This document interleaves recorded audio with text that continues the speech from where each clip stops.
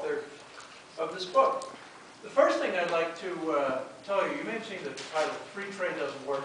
I'm not against trade. CPA is not against trade. But trade and free trade are kind of like love and free love.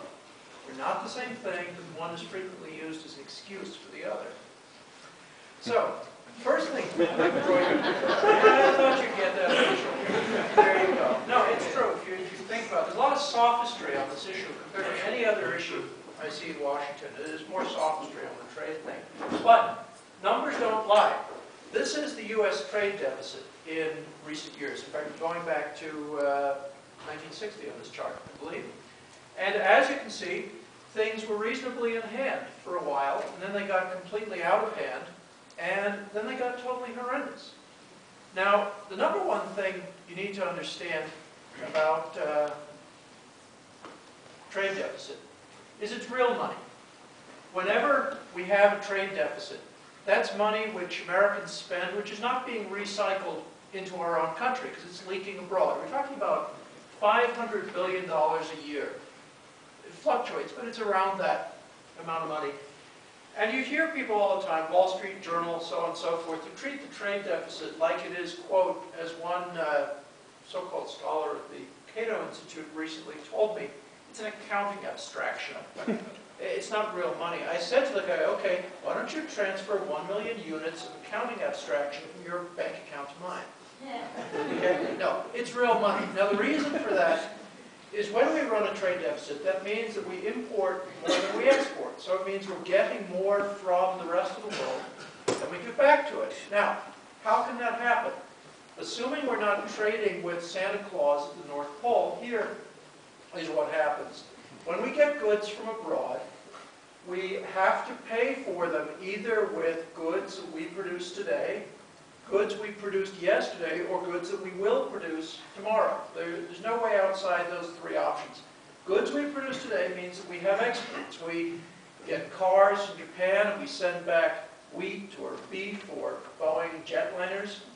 Goods we produced yesterday means we sell off our existing assets. So we get TV sets from South Korea and we sell South Koreans shares of IBM or an ownership interest in a shopping center in Denver or something like that. And then the tricky one, of course, is C, goods we produce tomorrow. Now that means debt.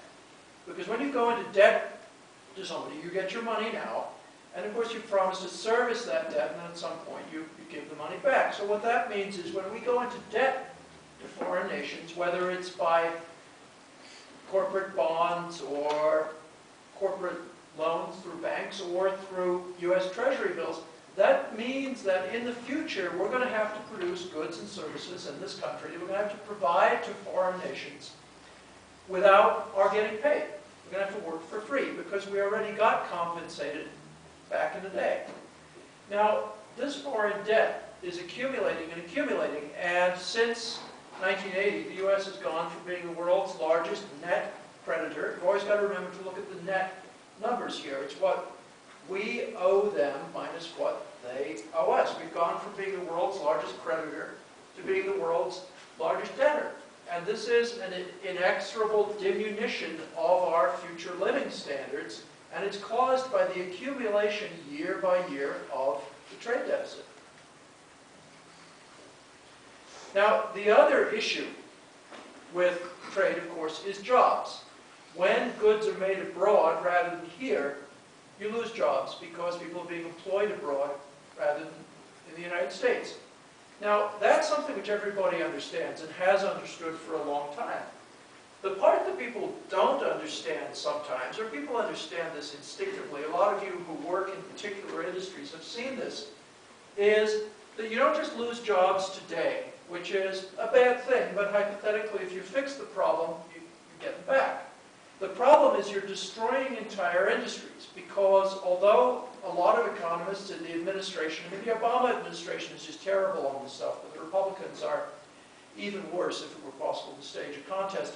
A lot of economists, a lot of politicians treat the economy like it's just money, that you can just write a check or do an electronic transfer and stuff will just happen. The problem is those of you who work in real industries know that the economy is not perfectly liquid. And for example, if you lose a plant that produces a given product because it was outcompeted due to some foreign country exporting that product to the United States with the help of government subsidies, manipulated currency, whatever, if you took those subsidies away, that manipulated currency away tomorrow, it's not like your plant would just suddenly pop out of the ground and it would be back again. Because plants and entire industries, they take a long time to grow. It takes years to develop technologies and have people who understand those technologies, knows how to apply them. It takes time to develop an organization, to have skilled labor, to have your physical plant, and so on and so forth. So when you lose an industry, you can lose an industry overnight. It's much harder to get it back. And that's something which is not well understood by our political leadership and the economists who advise them, who think the so-called free market, which doesn't exist on this planet, but even if it did, when you lose an industry, you're not going to get it back overnight. And that's one of the reasons why the trade deficit is such a threat. Now, this page is just showing you the industries we've already lost. This is not the danger list. These are the industries we've already lost in this country. And as you can see going down this list, we're not talking about the loss of simple, primitive industries that it would be okay for us to lose. Now, there's been a story told to the American public for decades now, since about 1980, that, okay, yes, we're losing jobs, we see that, no one can deny that, but we're only losing low-end grunt work, and in the United States, we're going to hang on to all these high-tech jobs with high wages, high levels of capitalization, and they're technology jobs, so they have a future, because they're going to spawn new technology, so our economy is going to grow that way. That is flatly not true. We are not just losing junk jobs. We're losing the important jobs, the high-tech jobs, the high-wage jobs, the high-technology jobs that intrinsically have a future. Now, here's another point that needs to get made. Some of you guys out in the audience will know this. I don't have to tell you, but everybody else, you've been lied to. I'm sorry to say, use such blunt language, but for years and years, we've been told in this country that manufacturing is primitive. They show you these pictures, these old smokestack plants in Cleveland, Detroit, Chicago, and so forth, and say, well, manufacturing is the past.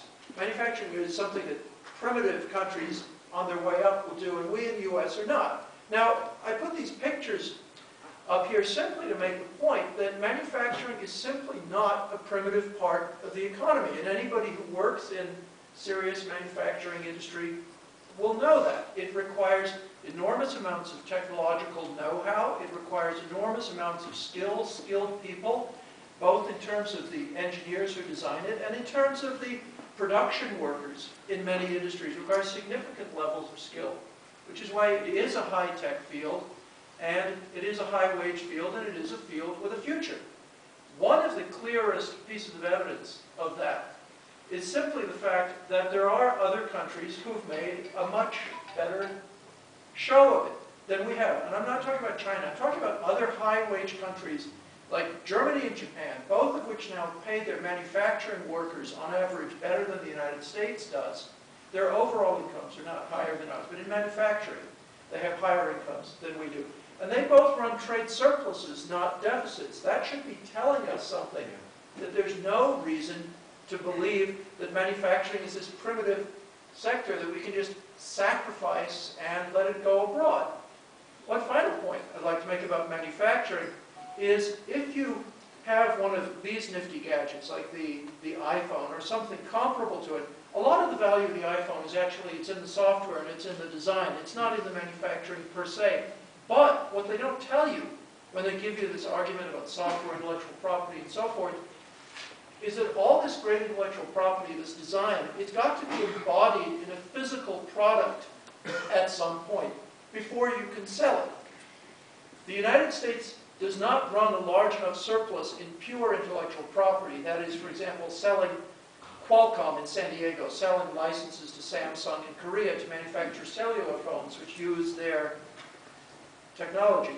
We don't run nearly a big enough surplus in that field for everybody in the United States to just be an engineer or a software producer or a designer. You need to embody that intellectual property, great though it is, in a physical product at some point.